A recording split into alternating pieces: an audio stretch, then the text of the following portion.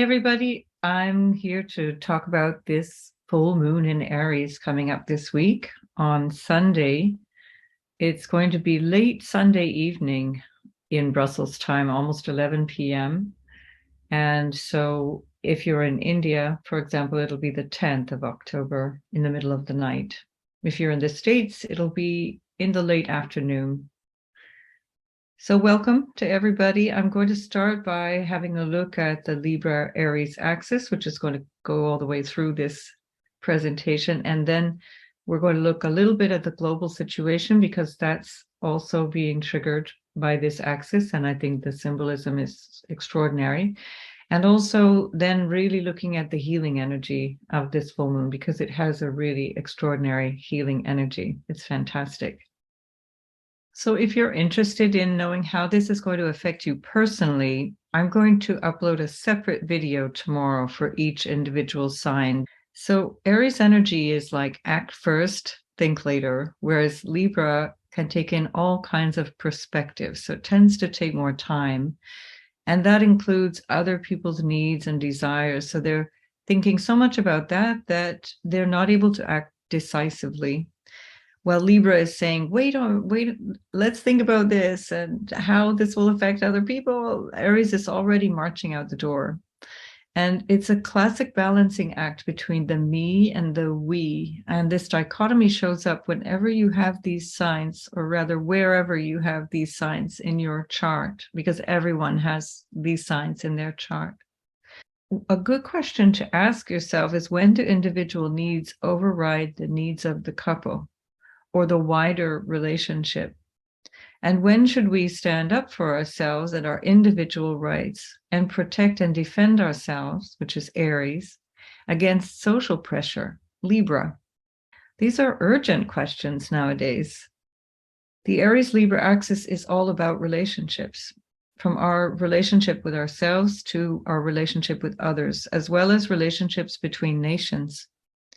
What is the right balance between national assertion and international diplomacy? Let's back up here a bit so we can see the wider context. The Libra new moon on September 25th was conjunct Mercury, which represents communication and commerce. While Mercury was also in a strong opposition to nebulous Neptune across several days at the end of September.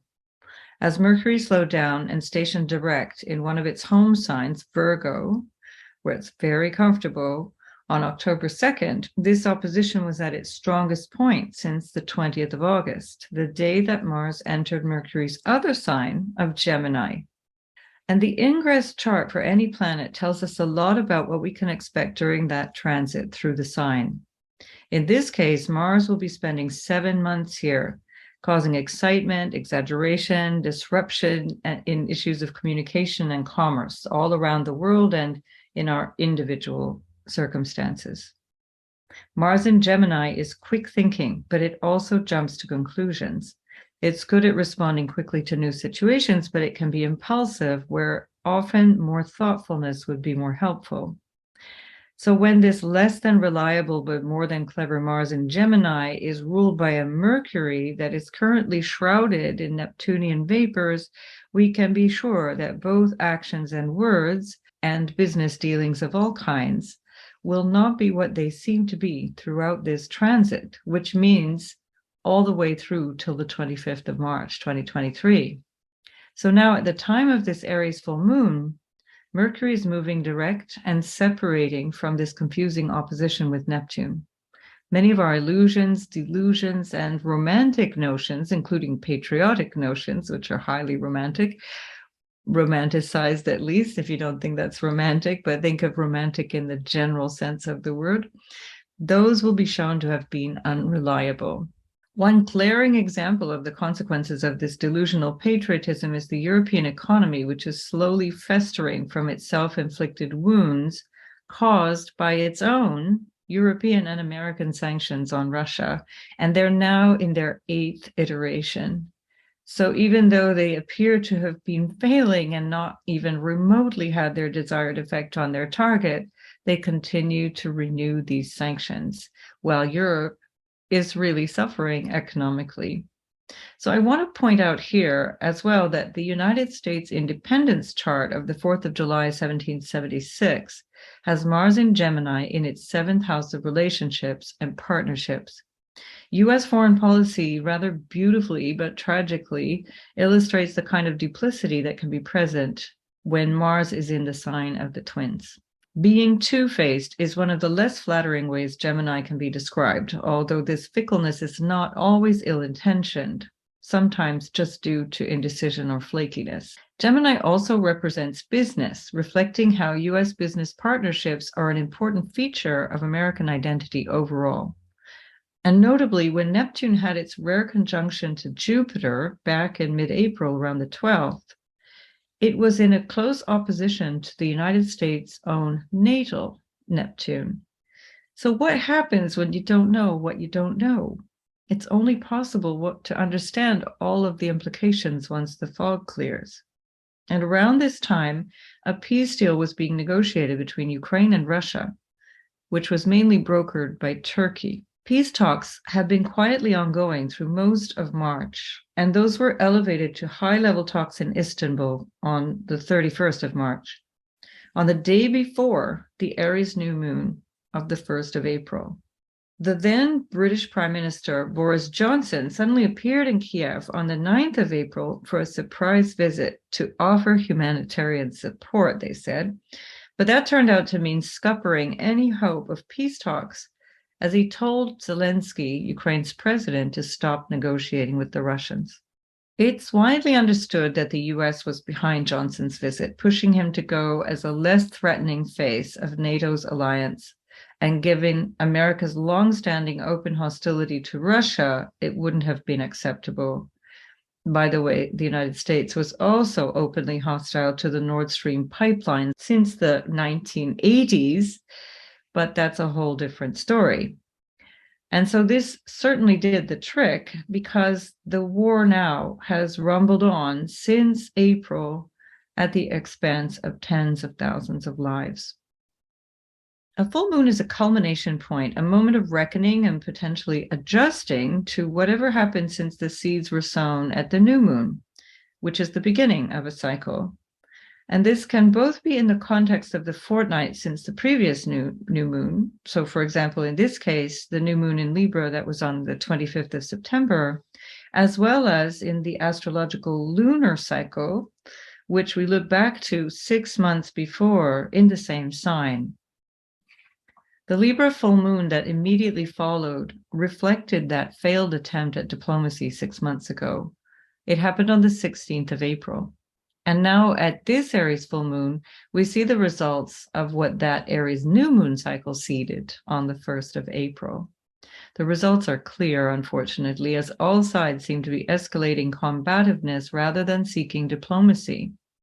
Currently at this Aries full moon, we have Mercury now in direct motion, opposing Neptune, which is an aspect for deception and doublespeak through evasiveness, propaganda, and other means. So not to be trusted, for sure. Be careful of making any agreements around this time. We can see this in the way information is being deliberately manipulated by the US and other Western governments in a way that is really terrifyingly similar to the way Americans promoted the weapons of mass destruction, and that propaganda led us to an illegal war with Iraq. The United States has been seeking a reason to go with Russia for regime change for many, many years. And these efforts are accelerating as the US approaches its final exact conjunction, which happens on the 28th of December, when Pluto comes back to the natal Pluto in the US chart. This is quite scary stuff, I feel, because we're seeing repeated patterns. Maybe you're not old enough to know or to have paid much attention to what was going on back in 2002, 2003, but the lies were open. They were being disproven by other sources around the world, and yet nobody was paying attention. It was like a steamroller rolling its way on towards war. Now, be alert to whatever news you hear and search for several different independent sources before you make up your mind. The mainstream corporate media, which some call the billionaire press, is working on the same agenda as the military industrial complex or big pharma, from where they get most of their funding through advertising revenues. So this is not crazy conspiracy nonsense, although it's often dismissed as such by the same mainstream sources because they want to diminish any other opinion than the one they carefully cultivate through the ruling elite. There's no better way to negate a dissenting opinion than by calling people crazy. This has been the approach over the past 60 years since the term conspiracy theorist first appeared from none other than the CIA. It's worth remembering that this environment of delusion, self-delusion, illusion, and deception, etc., is not just occurring amongst the general public, but also amongst global leaders. There are no good guys or bad guys. Those lines are deeply blurred. And anyway, this is a naive way of looking at the world. Things are so much more complex than that. The United Kingdom's chart, Britain's chart, is also strongly affected by this Aries full moon, as it's transiting Chiron and Moon are conjunct the UK's North Node in the 7th house, where we find partnerships and important relationships. And that's squaring its own moon in Cancer, representing the people. We've already seen the government back down just today from outrageous tax exemptions for the uber rich. And there's likely to be much more confrontation between the government and the people to come in the days building up to this full moon. Our world is a reflection of a dying colonial system, which is trying to cling to power. And as they do so, these great powers on all sides become increasingly aggressive and paranoid. This paranoia is very much a part of the Mercury opposition to Neptune, which can be about not seeing things clearly, or even inventing or imagining scenarios, and then most dangerously of all, believing them. So also at this full moon, we're finding that Mars is in Gemini in an inconjunct, or what's called a quincunx, to Pluto in Capricorn. So that's a challenging aspect of two planets which are known for sudden and possibly harsh transformation. And so Pluto is particularly strong now because it's stationing direct on October 8th, just the day before this full moon. From pretty much the 3rd of October through the middle of the month, it's hovering around the same degree, 26 degrees of Capricorn, and ramping up that effect. So butting horns and stomping at the ground is to be expected under this Aries moon all over the place. Take care in your relationships, take care in whatever area of life you find Aries and Libra, because those areas of life are being triggered, which also include wherever you find Gemini and Capricorn. Those are the massive triggers of this, because remember, Mars rules Aries, and so what happens to Mars is quite important. So meanwhile, Mercury is squaring Pluto at this time, and that's intensifying communications as well, and all market and commercial issues. So we're seeing that everywhere. The economy is tanking in most major countries around the world, and we're seeing the consequences of this poor leadership and the triumph of symbolic gestures, vacant gestures over substantive change that have developed since the new moon in Aries back in the spring. We need to make radical shifts in our perception of the world as individuals so we can see that other people and life forms are interconnected with us and our well-being. We have to do this primarily on our individual levels because we can't control beyond that. The incessant objectification of others and the fear-based divisiveness coming from governments and their propaganda is amplified by the amoral corporate media and big corporate interests that have been tearing us apart and leading us down the road to hell. Mars ruled Aries is independent and it's not afraid to stand out or lead, sometimes for selfish reasons and other times for heroic ones. Aries will rush in because there's a clear need for a quick action. For example, on the battlefield, hesitating can mean death, or if you're a firefighter, waiting too long to act would mean there's nothing left to save. Mars represents action, defense, and offense, plus all things that separate, including tools and weapons and how we use them. Aries also represents personal boundaries and individuality. Healthy anger which is expressed by Mars, is the way we communicate our boundaries. Holding on to anger or chronic feelings of anything on the spectrum from frustration to rage means we don't feel safe and our boundaries are not functioning well. Venus ruled Libra has difficulty with boundaries. Just as when they try to make choices, Librans can focus too much on other people's needs, emotions, or opinions in such a way that they lose sight of healthy boundaries. Mars, frustrated by Venus's desire for harmony, is considered debilitated or less effective in Libra than in the sign of Aries, which is its domicile. And since harmony is the overriding aim, Librans will do anything to avoid expressing anger, but it eventually comes out in awkward or subtle ways. This is why Libra is known for its passive-aggressive behavior, expressing anger indirectly, because anger expressed directly is really hard for Libra. They know it will bring about some sort of disharmony, or even worse for a Libran, they'll break up a relationship. Notice in your own life where your boundaries are not clear. Anger shows up when our boundaries have been crossed, and we're often most angry at ourselves for letting our guard down. What is it that you feel angry about? Where can you use a strong Mars energy to state your needs clearly? We all have anger. It's not something that some people have and that we are somehow rising above. When we feel anger, we need to understand the root cause of it so that we can prevent some further harm. Remember, too, that depression often stems from repressed anger and sadness. And equally, chronic anger and irritability are signs of depression, and they should be explored and healed to avoid even worse health problems. In Ayurveda, this is considered a pitta imbalance, and it can be treated through diet and lifestyle changes that cool down the excess heat in the body, something that many Aries people will be well acquainted with, no doubt. The Libran way can be like avoiding conflict out of fear for our own well-being, and that makes us suppress our anger and rage, especially in childhood. This is necessary and normal because we're motivated by self-preservation. We were responding at the time in the best way we knew how to under the circumstances, but this is really unhelpful and certainly unhealthy in the long run. Eventually, it starts to wear down our mind and body and disrupts our relationships, the most important thing in the life of a Libra. We've just gone through a couple of years of massive witch hunting throughout this pandemic experience. Individuals who stood up for the rights to speak freely and live their lives unimpeded, which is Aries, were pitted against a desire for social cohesion and compliance, which is Libra. The great paradox is that the very thing that supports our well-being as humans, relationships and connections, was the thing that was suppressed in the name of health. Now this is happening again around this conflict between Russia and Ukraine. There seems to be one model of what is right, and that's being pushed on us. And to the extent that people get angry with each other, if any sort of middle ground or nuance is asked for.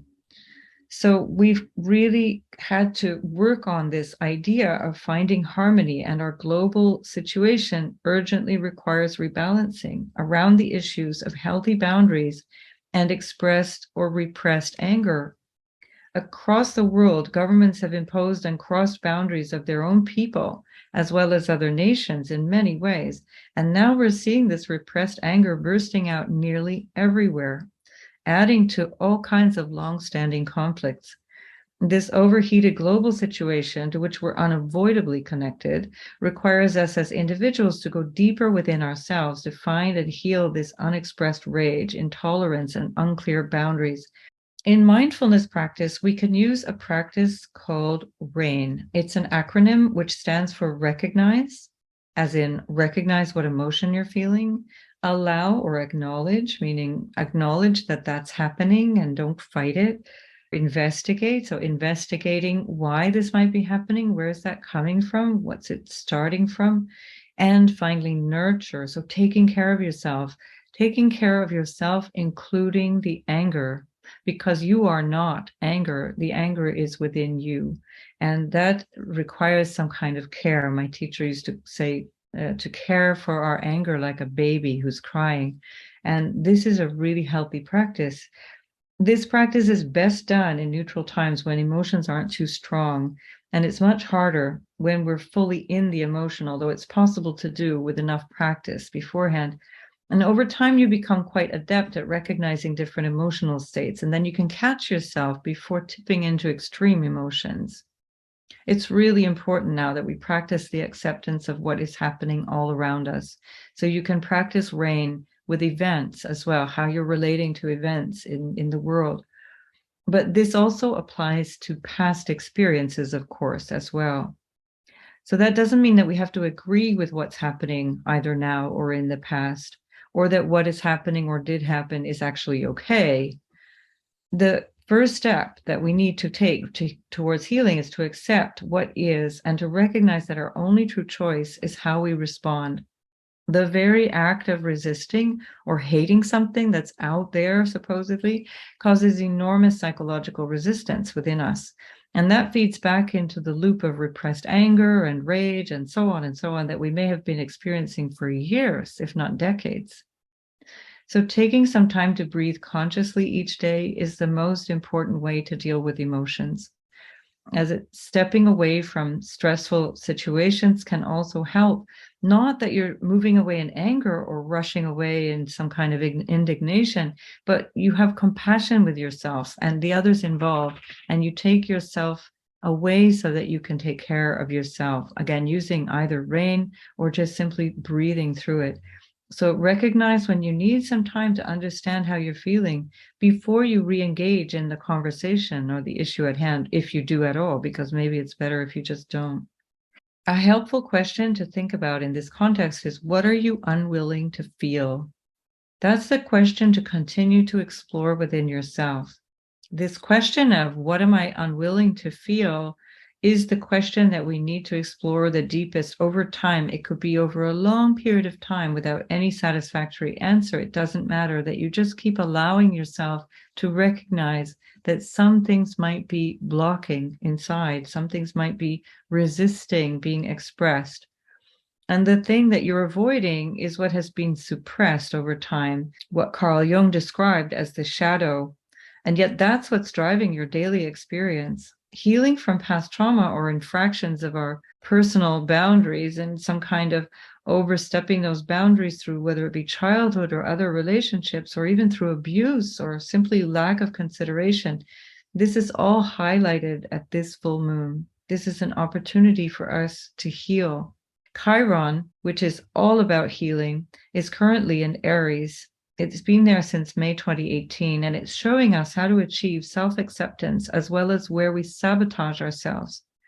This applies both wherever Chiron is in the natal chart, as well as by transit now in the sign of Aries. And for those of you born between 1971 and 73, roughly, you're going to be experiencing your Chiron return about now, or you might have just moved out of it, or you're just moving into it. So this is even more powerful, more relevant to you. The Chiron return is around the ages of 49, 50, maybe as late as 51. And it's all about healing these deeper wounds of childhood. Chiron offers us an opportunity to recognize those parts of ourselves that we deny and suppress or feel ashamed about or embarrassed about. And this most often comes through some kind of childhood experience or early education, as those are the deep psychological wounds that we carry. They're not just minor hurts. It's a part of our life's work to recognize the truth of our nature, which is not connected to that story we tell ourselves about who we are, which in turn is mostly based on other people's stories about us. It's really about the deeper notion of self, our true nature. Chiron in Aries conjunct this full moon is showing us where we can heal that thing that's deep inside us that potentially is the source of where we lash out against other people, causing even further pain for ourselves and our relationships. One way you can work with Chiron is to examine how you were dealt with when you expressed anger as a child. How did your parents respond to that? Were you shamed or hushed or beaten? If you watch closely, a child who's been threatened, however mildly, or told to stop crying, will protect themselves by holding their breath, which is the only way to suppress emotion. When I work with people therapeutically, one of the things I look at first is how they're breathing and how that impacts their emotional experience. If we don't breathe effectively, we can't process emotions. And often the only thing that keeps a person moving forward is to continually breathe in a shallow and really ineffective way that ends up triggering more anxiety. So they're not having to deal with those emotions that unconsciously they know are there. So without any support, this is too scary to allow. It's hard to do that on your own. But also recognizing within yourself, you have the power to deal with this, that you won't be dealing with anything that's not already there. That's the important part. And sometimes it's too scary because it's coming from a memory. And it's that memory that we don't want to relive. It's that memory of being maybe threatened by your caregivers or people around you that you loved and you didn't want to lose that love. It was too risky. So bringing back that deep breath is potentially very threatening. And so it's important to go through it anyway. Allow yourself to breathe deeply. Breathe in through the nose, breathe out through the mouth really slowly, and allow yourself to feel the energy moving through your body. The breath is the only way to move emotions through the body. And children who felt unsupported or were traumatized in childhood have difficulty trusting their own authenticity and their self-expression. Chiron in Aries shows us this wound. Again, those who are born with Chiron in Aries already have this sense, or if Chiron is in the first house of the chart, they have this sense of not being good enough, not being okay, not being able to just be themselves. And this can be healed by connecting with that inner child and understanding that there is nothing wrong with you. A true healthy expression of Aries really surges forth into life without fear of being judged. Aries is like the toddler of the zodiac, and it reaches out into the world to discover things and act and manifest based on what they find. The Libra tendency to overemphasize other people's needs and opinions is simply not valid in Aries. And while Chiron represents our wounds and how we might sabotage ourselves, the other aspect of it is the ability to heal. Recognizing where we've blocked ourselves and where we've listened too much to the voice of judgment or the opinions or criticisms of someone else, any other person, whether it be our parents or perhaps friends even, or other important people in our lives, that's where we start healing. Healing energy is available once we understand this suffering. The solution always comes along with the problem. But we can never be fully healed as long as we continue to identify as separate individuals, which is the Aries identity. Even through the Libra identity, we're looking for harmony and balance between two separate entities. So this dualistic thinking that only resolves really when we can see ourselves as inseparable from all else. This is especially important in our current situation. That is only coming from the realm of Pisces, where everything is one, everything dissolves into everything else, and there is no separation. So the separation that we sense in Aries-Libra is the illusion. It's only an illusion of self, an illusion of ego or separate self. It's not the truth of our nature. So the truest healing, the most fundamental healing, has to go one step further, not just allowing ourselves to like ourselves, but recognizing that we are not separate. There is no other. So understanding the healing that we've gone through ourselves eventually allows us to become a healer of some sort in other people's lives. And we recognize that whatever we discover in ourselves can also be a really big help to others. Once we've recovered our sense of childlike Aries innocence, we can easily allow others to be themselves as well.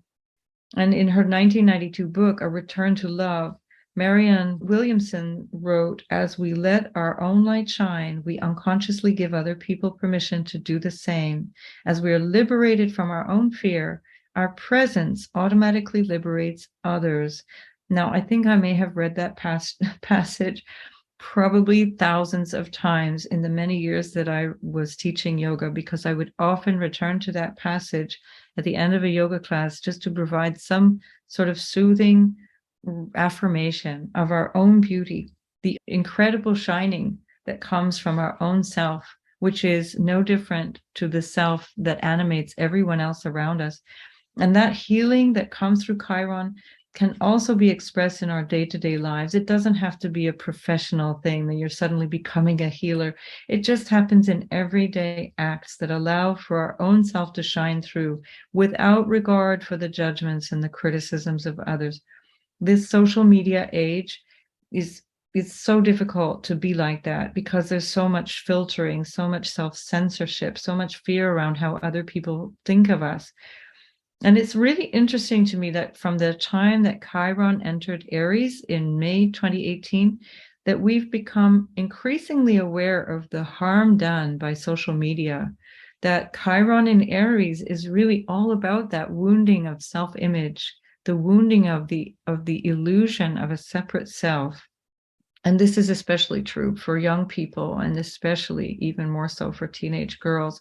So it's really important that we understand this healing process. It's going to be modeling our own healing for other people. Don't worry about what other people are doing. Just focus on yourself, resolve that within yourself. So somehow through the challenges of this particular moment in history, we've chosen to be here alive amidst all of this, but we have this huge potential now to grow spiritually and psychologically and collectively. This Aries-Libra axis shows us the importance of healthy relationship through the lens of individuality. We can't be isolated because that brings us away from balance. And nor can we be completely surrendered to the needs of another person because that tips the balance in the opposite direction. So as the saying goes, the flame of one lamp can light many others and not diminish its own light. The important thing to remember here is that we don't need to lose our own light to be in relationship. Being your authentic self is one of the lessons of Aries. This is not the New Age sense of authenticity where people who talk about being authentic all the time tend to be the least authentic and most self-censored people. This is the authenticity of a child, simply showing up and being who they are, showing you their scribbles with pure delight, knowing that they made them. The sun is exalted here for this very reason. It's the role of the sun to shine brightly. And the lesson of Libra is to find harmony and balance within relationships that fully include themselves, not excluding themselves, not being a doormat, but fully including themselves in the equation. Remembering that harmony is not about people pleasing and making other people feel comfortable. Saturn is exalted in Libra, which might seem unusual because Saturn is always thought of as something that limits nice things, and Libra is all about the nice things. But Saturn helps us recognize our needs and set clear boundaries. And when it supports the energy of Libra, we get clear relationships that are constructive, fair, and harmonious. In society, the root of harmony comes from understanding and respecting that other people have needs and boundaries that are as valid as ours, however different those needs might be. This applies universally. Like individuals, nations must also recognize that other nations have valid needs and ambitions for themselves. Learning not to interfere with and impose our will on others will bring us the harmony we so deeply desire. I wish you a wonderful full moon in Aries, finding harmony in yourself, harmony in relationships, finding that healing energy of Chiron, and coming back into your own space, into your own home, feeling everything is okay. I am just exactly who I need to be in this moment. So I look forward to sharing with you the individual signs in the next videos coming up. And I'm so happy to have you here. If you've managed to listen all the way through, it's really lovely to have you as a subscriber or as just a listener. It's very inspiring, gives me motivation to know that you're there and listening. Thanks for being here.